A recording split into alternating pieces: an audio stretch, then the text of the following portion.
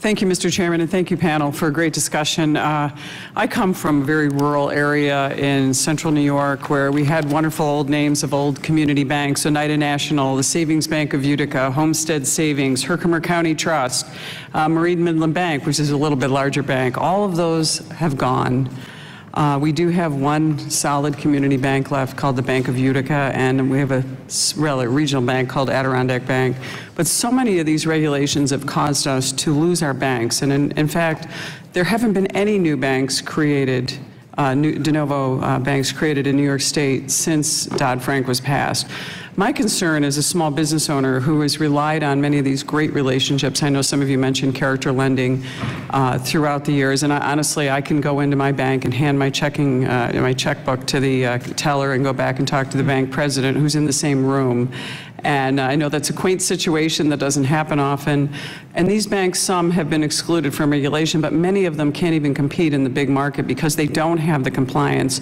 And I think Ms. Peirce mentioned really significant, so many of them just either stop lending to their customers, force their customers into having second mortgages or putting themselves into credit cards to get financing because they don't want to face litigation, and it's so expensive. They can't afford the compliance costs. It's a very similar situation as it is for us as a small business owner in the area. I just thought what I'd like to do is talk to you about the ability of a regulator and for us to look at sort of Chevron that was referenced by my colleague with the expansion of the executive branch and how Dodd-Frank has caused over 400 different rules just to implement it and thousands of pages, or 2,300 pages or whatever it is, and how we can roll that back and come up with a way using economic factors to put some restraints on regulators. And I'd love to know if you could just comment on that. Maybe Mr. Michel will start first and we'll work with the panel, because to me, I think that's really where we're going with this. I mean, the regulations have proven to be so much burden for our Well, I know this isn't on the table at the moment, but I'm not a fan of independent regulatory agencies at all. And I think that's a problem. So, I mean, you're supposed to be accountable to the people who have been elected, and these should be more direct rules. They come directly from Congress, and there shouldn't be so much discretion, and that would be one way against that.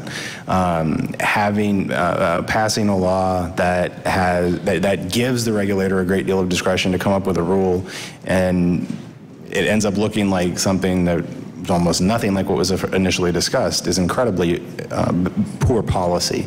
So, I mean, not having those independent agencies with the ability to do that is a way around that. And I think with the Choice Act, if you can play around with the model that is here. You can have a much higher equity requirement with a much bigger regulatory relief component, and that way get away from doing some of these things. Thank you. Mr. Pollack, do you have a comment on that? Thank you. Congressman, first I'd like to say on the small banks going down in number, which they obviously are, one of the reasons is there are few new banks being created. We ought to have as a policy at all times the encouragement of new capacity and new entrants, which we don't have, especially in times of trouble when you most need new entrants.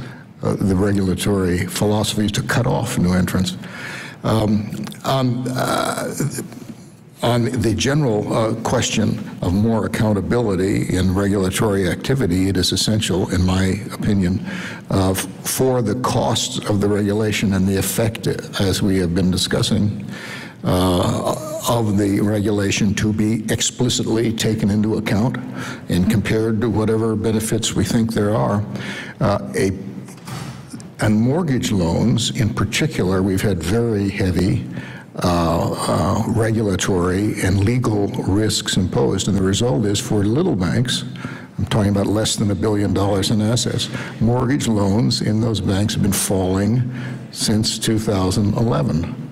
And anybody who's tried to get a mortgage knows why. The regulations have made it extremely painful, even for quite good credits, to go through the process.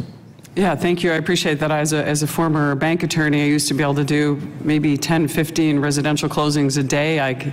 probably could do 3 now just because of the burdensome paperwork. And again, and I know Mr. Barr is anxious to answer, but I think I'm losing my time here. So I want to say thank you to the panel for really great work today. It's really an honor to have you here and talk about the Choice Act, and we're excited about getting it passed. Thank you.